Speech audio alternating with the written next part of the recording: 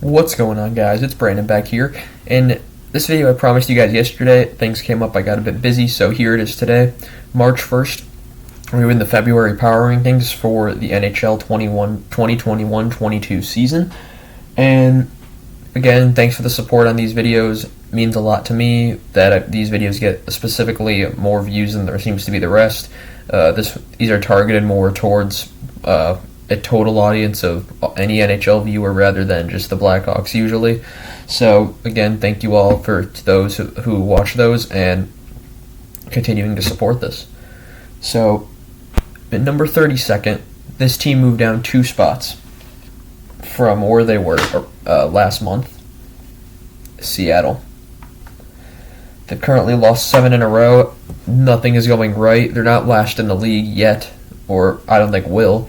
But they've just had not a great time of a season, and this is going to be a very interesting deadline for Seattle, as they have some pieces they can move out and some deals they can make, but it's all going to be a matter of which ones they decide to keep for the long term and which ones they decide to sell off, such as possibly Giordano or such.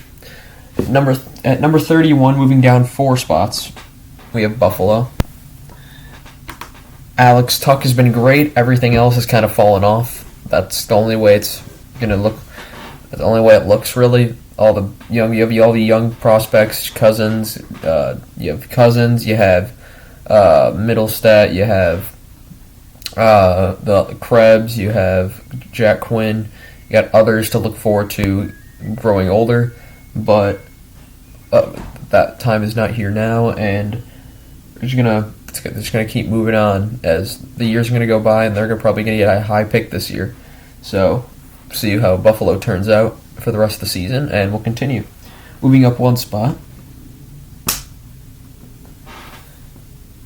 Philadelphia.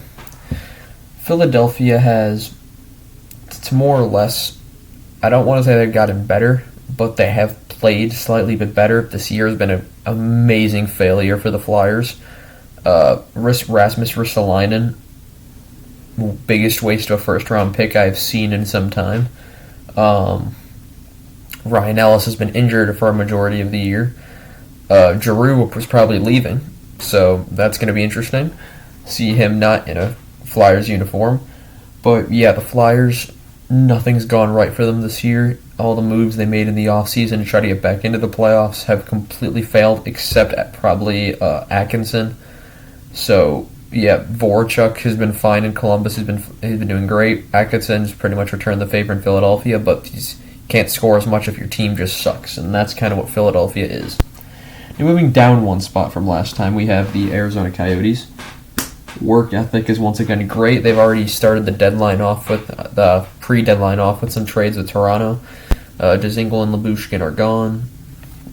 Brought Nick Ritchie in, along with some picks. That's going to be all Arizona's target is at the deadline. This video is probably just going to be a sight see on the deadline, to be honest, as most of these teams end up definitely in the bottom row are going to be serious sellers, and we're going to see how they keep going with this. Other members of Arizona I think will be gone. Will be Kessel. Schmaltz has term, so I don't think he will be gone at how much money is being paid. Keller's definitely staying. Chychrun, if there's a good price, then maybe, but I don't think so.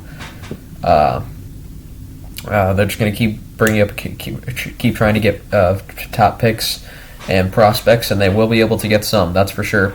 Already got some from Toronto, and they shipped off Carter Hutton to, I think it was Toronto as well. So they made multiple trades there, and we'll see if they can continue to work and just keep building up those picks. Moving up 1 spot from last time, essentially switching spots with Arizona, we have New Jersey. New Jersey has, after that 8-5 loss to Chicago, I've realized how bad they were. I am not going to lie. Seeing their in-building and seeing how they played, they have so many pieces that can work. They got Hughes, they have Heischer, Jesper Bratt, Sarangovic. Siegenthaler's been fine. He's made some good defensive plays. They have Severson, Dougie Hamilton. PK Subban should be better than he is. Ryan Graves. all these members on this team, and the goaltending, yes, it's injured, but it should not be the way it is. I expected the Devils to be better this year, not amazingly better, but at least in the 22 to 24 range, and that has not happened whatsoever, and I don't really know how the Devils are going to solve this one, as unless that maybe they'll make a big move in the off season, but as of right now, even if they did sell, I can't really tell you what they would, because PK Subban steals too much, and everything else just seems to either be part of the future or not really sellable. Maybe Tatar might be a piece they can sell, and so that's New Jersey. And moving down 2 spots from last time, we have another failure of a season. The New York Islanders. This team is going to be interesting. Will Chara be gone? That was a theory I was just recently watching the Steve Dangle podcast, Chara to Toronto maybe. It wouldn't be a bad fit. It'd be very ironic to say the least, but do I think Chara will go to Toronto? Not really. Chara started an Islander. He might end off his career as an Islander. We'll see. But yeah, their season's been a miserable failure as well. I really expected them to be. They were at the start of the year. Some were saying destined for the Cup, and after being out back-to-back 2 conference finals and 3 consecutive playoff appearances, this was an absolute catastrophe. And there's not really many people you can move on from. I'm pretty sure Lou Lamoriello will kind of, although make some small tweaks in the lineup. I feel like it's going to be the same team back next year, to be honest. There's not really much you can change. It's a solid team on paper, but it hasn't shown up. Now, staying in the same exact spot from last time, at number 26, we have the Ottawa Senators. They moved above Buffalo in the standings, and now they're above both Buffalo and Montreal. However, there's a reason Montreal's not on the board yet, and you'll see why soon. Sorry about that.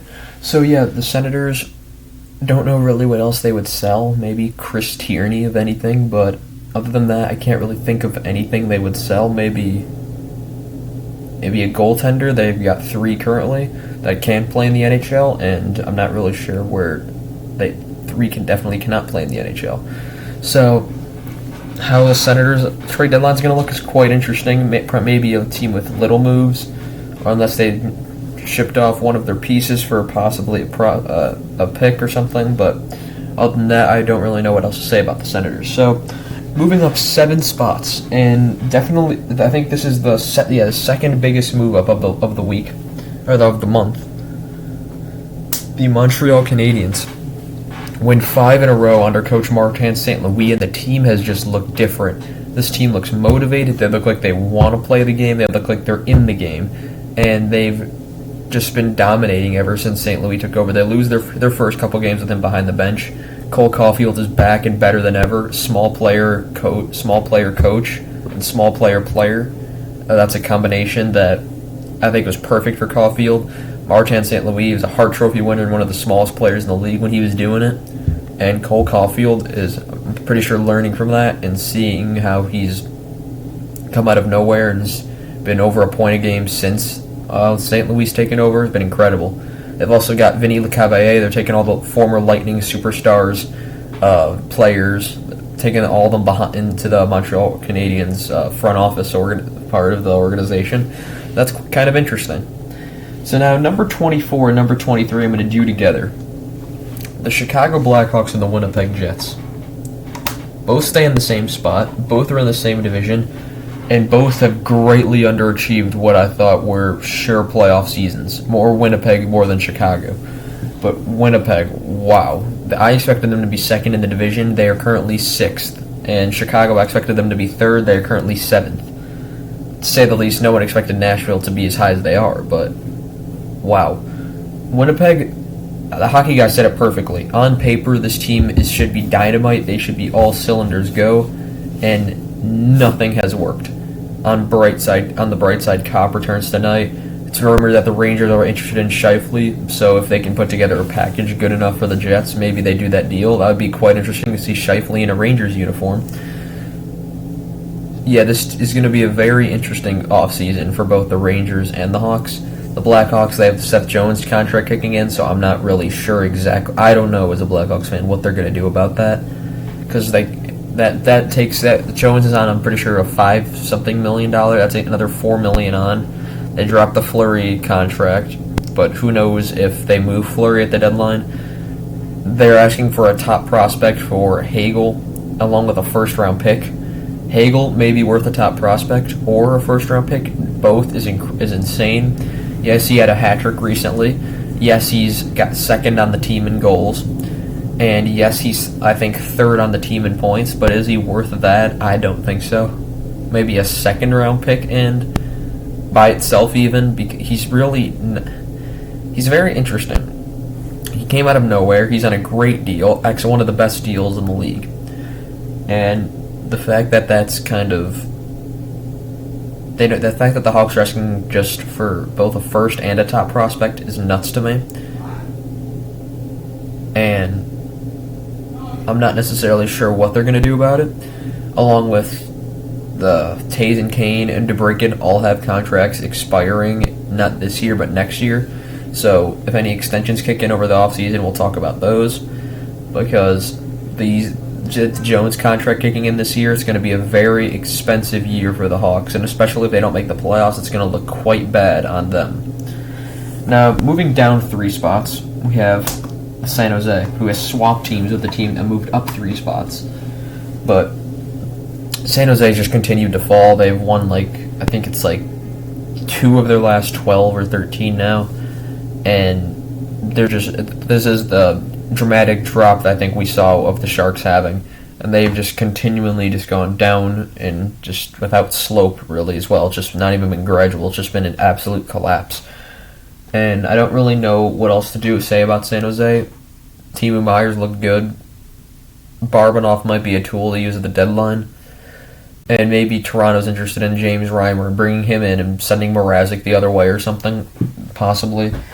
Because San Jose's kind of in a pickle. Carlson already said he doesn't want to be part of the rebuild, and if he's already went through one in Ottawa, he doesn't want to go through one in San Jose, and it's kind of going exactly the way that he didn't want to happen. So we'll see how San Jose sorts their situation out, and there's really nothing more to say on that. Now, moving up 1 spot, we have Columbus, who has played pretty well these last few weeks. Patrick Laine has returned to form he was in Winnipeg, and as in 2018-2019 Winnipeg. And yeah, Columbus seems to be back. Will they be able to make a push for the playoffs? I do not think so. The Eastern Conference is pretty held down currently, and the West, if they were still in the West, I feel like they might have a chance. In fact, if they were in the West, they do have a chance. But however, Columbus is just... they're heating it up a little too late. They started the year off well, then they kind of started falling off, and then they started going back up. But yeah, Columbus, I'm pretty sure they won't make the playoffs, so at the deadline, we'll see what they can do. Any moves that they can do, really. There's not really many I can have in mind that I can think of currently. Maybe moving on from Korpisalo or Merzlikins finally. It's definitely going to be Korpisalo if they do either of them. Merzlikins has proved he can take the net most of the time. So, yeah. In number 20, we have a team that's also stayed the same. We had 5 teams stay the same this week. This month, I keep saying week. Number 20, we have the Detroit Red Wings. Another interesting team to watch at the deadline. The closest team in the East to the playoffs that's outside it. However, they're not really close in terms of point-wise. Washington and Boston are just too far ahead of them currently. And unless they win a lot of their last of the games and Washington keeps continuing to fall, I don't see how Detroit can make the playoffs. So at the deadline, I think Stevie Y is going to be using some of his trade magic again and seeing this team gets more picks that they probably should, as well, or getting better, or just exchanging players that will work out better in the long run. I think Vladimir Nemestikov is a good piece to use. Moritz Seider and Lucas Raymond have cornerstoned themselves as the next ones of the franchise. They've got even more prospects coming up as well. Nedeljkovic has not had the year he had in Carolina last year. He's still been okay. Larkin's been fine. They got other pieces throughout the lineup. Tyler Bertuzzi, Robbie Fabry, and they got other assets they can use as well.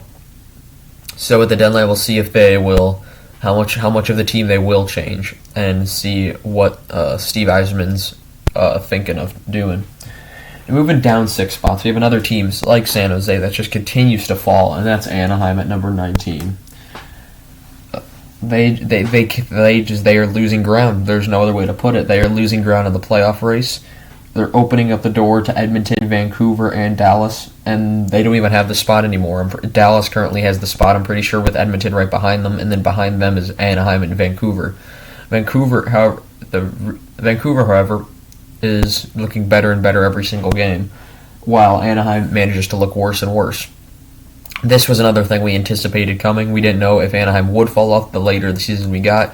It's finally starting to happen, and it's been going on for a while now, since pretty much the start of the month, and we don't really know what is going to happen to Anaheim. I think they're going to at least... I think the smart thing to do would be sell if they can, because they probably should start just keep probably boosting up the core, use this as a good season, but it also could be Getzlaf's last go-around, and you don't really want to let him go with a silent whimper. You'd rather have him go out with a good playoffs like Solani did in 2014. I remember when they played the Kings in that, I think it was a 7-game series, yeah.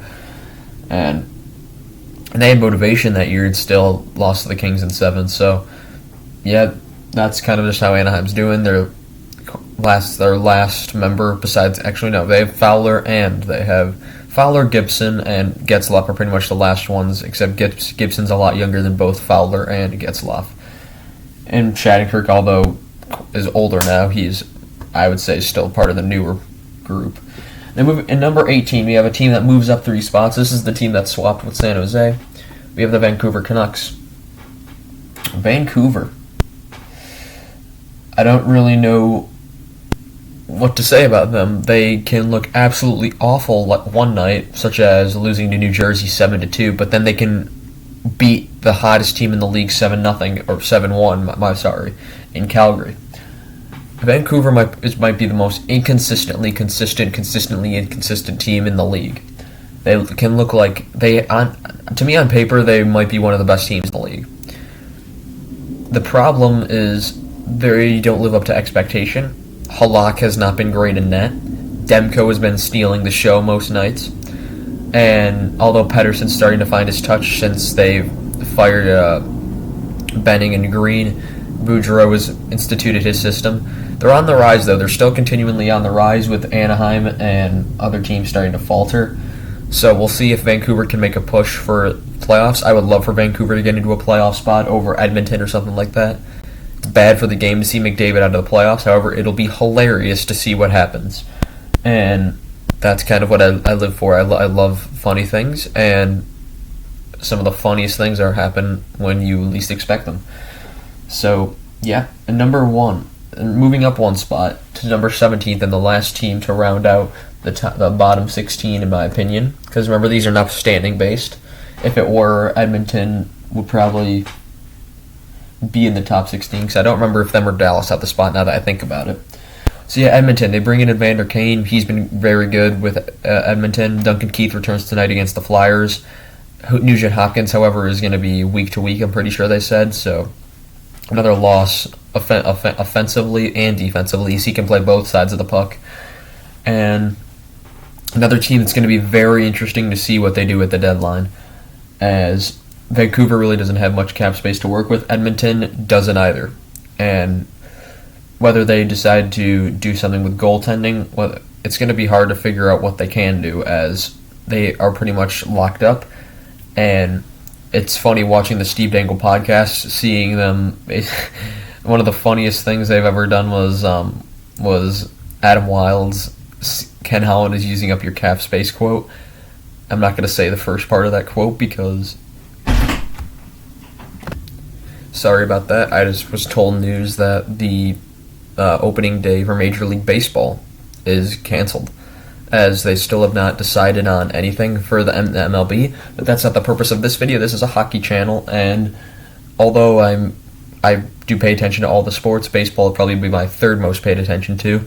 And with two teams in Chicago, it's always either or, and I'm not going to admit which side I'm on because, screw, I'm a White Sox fan.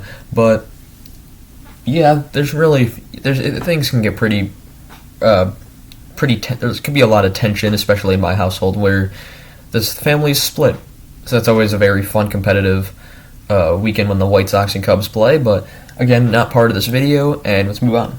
So Edmonton, what do? Who knows? And to be honest, if they don't make the playoffs, they're kind of screwed. Adam Wild's quote, not going to say the first part of it, that's for his own privacy, and I don't want to offend anyone in any way.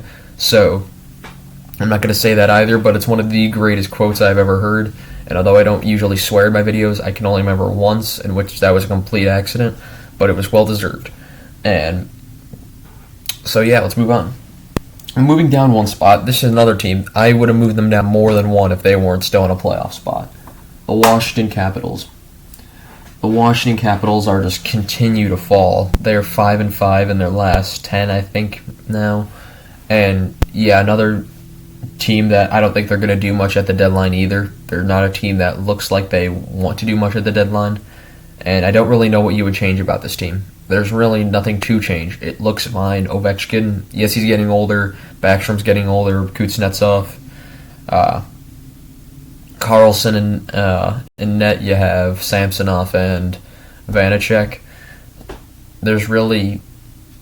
What can you do? It's a team that's been under the radar because they've been falling so much, and no one seems to notice that fall, meaning that explaining my under the radar seeing point of them. So yeah, now moving up 2 spots, a team that's been better, but I'm saying Dallas in number 15 because Sagan and Ben have started to produce. Nearly said Bagan and Sen. That'd been interesting. But Ben and Sagan have started to produce along with Hintz, Robertson, and Pavelski, and when you get those two guys going as well, they can be extremely dangerous, that team. And another team I'd like to see in the playoffs is Dallas, although I dislike Jamie Benn quite a bit. I like Sagan, I like Hintz, I like Robertson, Pavelski. I love old guys who can still play. And Pavelski being 37 and still scoring as much as he is, and probably might be having the best season of his career, is pretty incredible. Yeah, Dallas, another interesting team to watch for at the deadline, if they move Klingberg or not. That's pretty much the big question around Dallas, is if they will move Klingberg, or will he go into unrestricted free agency. I think they will move Klingberg. I'm going to take where Toronto was interested. However, I don't, or like people were saying Toronto, I don't see how he would fit in Toronto. They have Morgan Riley, they have TJ Brody, and they got younger guys, and that would also, they don't have cap space to do that. Other than that, there's not been really a team that I can think of that could really benefit that's in this remaining group. There's also maybe Nashville, maybe. They could use a defense. They already have Yossi as well, but Nashville has a ton of cap space if they need anything. Thing about Klingberg is not great defensively, so who knows? A team that needs offense and less defense, maybe they get Klingberg, but yeah, he's on a big deal, and that's a lot of money to pay out. Now, moving down 4 spots, we have Vegas. Eichel coming back should have made things better. In fact, with Stone going on LTIR, it's made things the exact same. Vegas has dropped to 3rd in their division, and Calgary and LA have now gone above them. And it's definitely an interesting situation for Vegas because they've never been at the risk of not being in the playoffs before, but for this season they truly are.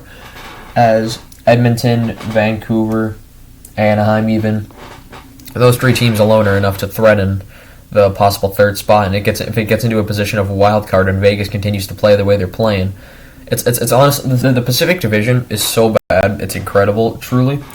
Talk about parity in a league. The Pacific Division is currently Calgary and a bunch of others that don't really deserve to be there. LA's been playing much better, which is why they're high on the power rankings, but the others really don't deserve to be there.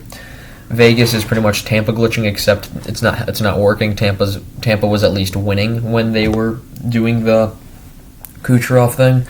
Did I really just say Tampa glitching? I don't want to know, but yeah. And moving down 6 spots, Minnesota. They've lost a bunch of games in a row, and that's never good when you're Minnesota. And also, just teams in the East have been playing better than teams in the West. They're in 13th now, and they moved down 6th. That means they were in 7th last time, so they were in the top 7 over here. However, they've just not been able to replicate the winning. They'll always have a winning streak, then they'll have a losing streak. That might be a team that's interested at the deadline for a goalie. And will Talbot and Kakkonen go on a long playoff run with Minnesota is a good question, and I honestly can't tell you. Talbot has been good at some points, but Kakkonen looks like the goalie of the future, but is he ready? I don't think so. But yeah, that's Minnesota. Another team that moves down 6 spots is Nashville. Nashville's, although they've been playing well, they've been losing games while playing well. And combine that, and you have a team that, even if you have a team that loses but plays well, that's still a team that loses, and that's why Nashville's dropped. Teams have been playing better, have gone up, and Nashville has, although they had the Stadium Series game, which was very, very, I think, successful and very good, they still lose that 3-2, and have a close game with Tampa. Moving up, actually, I'll add some things about their cap space. They have a ton of it. So if they want to go out and say David Riddick, let's say they don't trust him as a backup, honestly, you can give Riddick to Chicago. We'll take him. You take Fleury, as well as we'll take some of your picks and or some, because we know you have a lot of them because you were sellers last year in the offseason. We'll also take some of your prospects if you don't mind. And we will take a truckload for Fleury, honestly, because that would be great. Problem is we won't have the cap space to keep that next year, so that means we'd have to make a move, which would either mean moving Tays, which $10.5 million for 1 more year is But yeah, moving up 3 spots, we have Boston. Boston's been playing really well. I like the way they've been playing. Who did they beat yesterday? 7-0. There was, I forgot who. I think it was LA. That's who it was. They beat LA 7-0. Which, I'm going to change it. They actually move up 4 spots because I realized it was number 10. And LA, they stay in the same spot at 11. Because LA, they lose 7-0 to Boston last night, and it's only fair that Boston dominated them so bad that I give them the higher edge on the LA Kings. And yeah, Boston, they've been playing really well, and LA's also been playing really well. LA's just did not have it last night, clearly. And yeah, Boston, Swayman's been playing excellent. He's like 5-1-1 in his last 7, and he leads all rookie goaltenders in wins, I believe, and it really isn't a contest. So, congrats to Swayman, and hope he keeps it up. I really like him as a goaltender, and with Rask retired, they need that Nick's guy to step in, and with Allmark and Swayman, they have a tandem right there. And it also might be Bergeron's last go-around. Pastrnak and Marchand are still young enough, but Bergeron's on an expiring contract. Do I think he comes back? Yes, I do, at a much lesser rate. Not too much lesser, but he's still playing well. Especially when there's been times when Marchand, Bergeron have been out of the lineup and they've still found ways to win games. The thing that's always been able to not get them is forward depth. And they have Charlie Coyle as your second-line center. I don't think that's good enough, but I think they'd like to have him as a third-line center. And Taylor Hall, I don't think he's done as much as they wanted, but he's played all right, to be fair. And moving into 9th, we have the Pittsburgh Penguins, who, like Boston, have been playing pretty well. They've been winning their games, and that's a winning formula right there. You play well, you win games, you get a playoff spot. And again, Pittsburgh at the deadline, I can't see them making too many moves. They have a pretty solid team all around on defense, on offense. Malkin is on an expiring contract. He'll probably come back, but just to be sure, this is going to be another, you always think Pittsburgh's going to fall off, but then they always have this one more run. And this year, will it be one more run? You never know until next year. But this definitely could be one last run. They want to bring Fleury back to Pittsburgh. I don't know if he would go back to Pittsburgh, but I know he's definitely not going back to Vegas, and that's really all I know about Fleury. That's all that's been said. Other breaking news, this was yesterday, but I feel like I should mention this now. Hawks hired their new GM. It's Kyle Davidson, who is their current interim GM, so he's been promoted to GM, or promoted, just given the official position. So congrats to Davidson, and I hope he can turn this franchise around. Anyway, moving into the top 8. I realized how long this video is going already. We have two teams that play very similar to each other and both made a deal with each other in the offseason that definitely made their teams better. The Rangers move up 3 spots, and the Blues move up 1 spot. The Blues crushed the Blackhawks in their last game 4-0. The Rangers sticking with the Penguins and Hurricanes, still fighting in the Eastern Conference for the top spot in the Metropolitan Division, although I think in the end they'll get second. Blues and Rangers made some trades this offseason.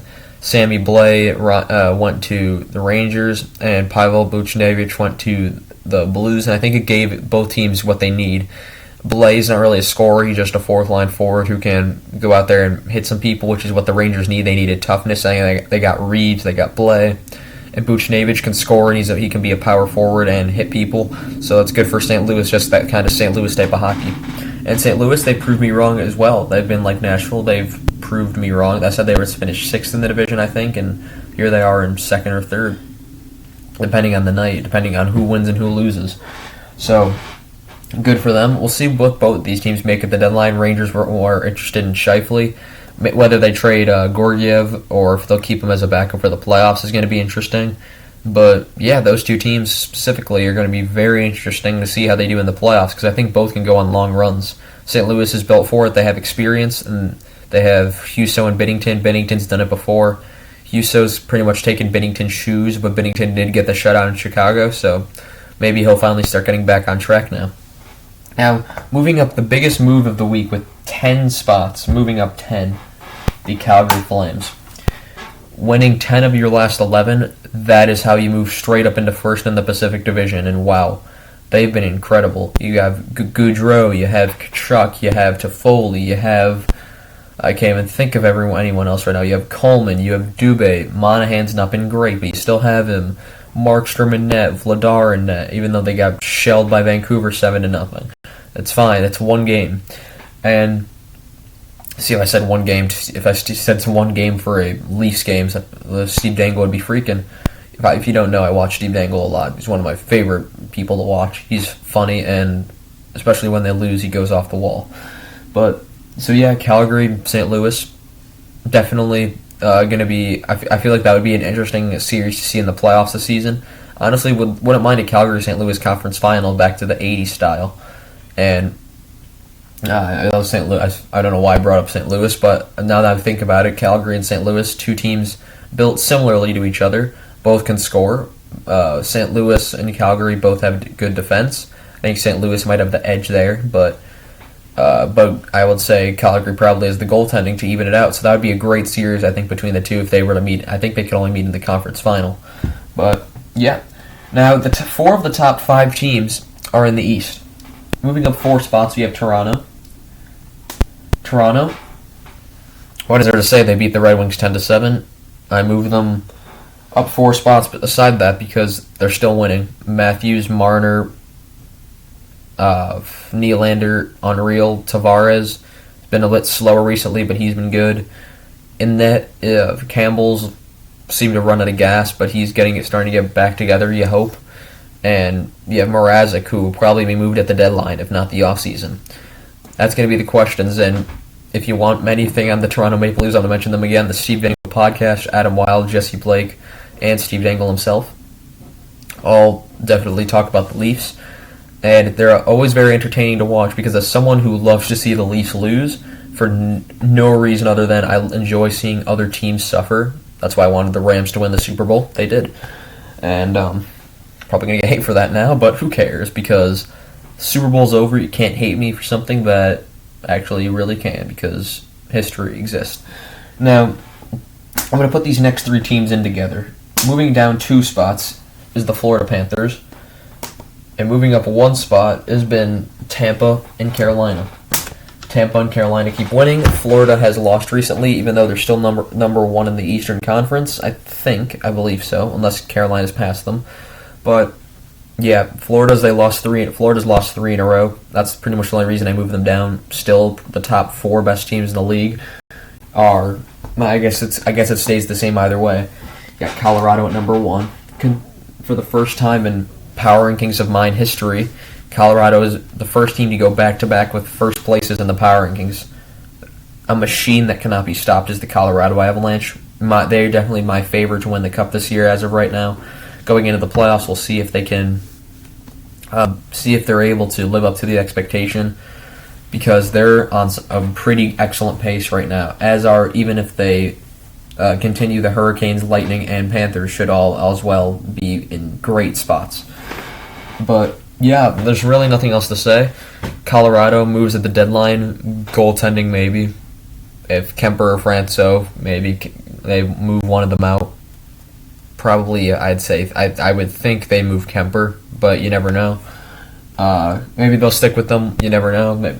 As I said, it's all speculation until the deadline happens. Carolina, anything they need. D'Angelo's gone down, so maybe until unless they. To be fair, Carolina doesn't really need anything. Carolina's another team that's all cylinders go. They have everything. They have offense. They have defense. They have goaltending, which Anderson and Ronta have been excellent. Tampa, they have Vasilevsky. Enough said. If they could do anything, they maybe go get a backup. Maybe I would say go get Georgiev, but the Rangers are in a playoff spot, and they don't want to give other teams probably assets. Because I mean, they'd probably take Brian Elliott the other way, and I don't think they want Brian Elliott. Tampa also, Corey Perry, because their bottom six might be one of their biggest strengths, and when you need depth scoring to win in the playoffs, while they have their top six pretty solid and their goaltending solid, their bottom six is what really wins them some games. Florida, best offense in the league, and they're on record pace to score some goals, and defense is still great. Goaltending, Bobrovsky and Knight should be able to cover it. It's going to be a very interesting race to see who wins the Eastern Conference this year, because you have Carolina, you have Tampa, you have Florida, and Toronto all in my top five. Then you forget about, you have the Rangers, you have the Penguins, and Bruins experience right here. That's going to be interesting. Capitals have experience, but that depends if they fall out or not. And in the West, you have Colorado, clear favorites. Calgary is going to be number one in the Pacific probably. And then you have Nashville, Minnesota, St. Louis, who can all make pushes in the Central Division, because any of those Central teams can probably be number one in the Pacific. And we'll see if a wildcard team such as Dallas or Vegas, or not Vegas isn't a wildcard, but which wildcard teams are going to make it the biggest difference. But that's all I have for you guys today. This video has nearly run 40 minutes now. Definitely my longest video on the channel so far. I'm going to clean this board up. I'm going to set it back to the original standard because I know the Hawks play Edmonton on Thursday. Keith returns to the United Center for the first time since he's been traded. It's going to be a good night. It's also Nicholas Jarmelson night. So we're going to honor probably two defensemen that have won 3 cups with the Hawks. But yeah, that's all I have for you guys today. Leave your thoughts down below what you think is going to be happening at the trade deadline and what speculation you have. If you think I ranked anything wrong, go ahead and call me out on it. It's my opinion, so they're not going to change. But give me something to think about. And finally, remember to like. I enjoy reading the comments. I'll most of the time reply. I think I've replied to every single one. And you know what? Click that red button down below if you want to see more content just like this. So yeah, that's all I have for you guys today. I'll see you guys next time. Goodbye.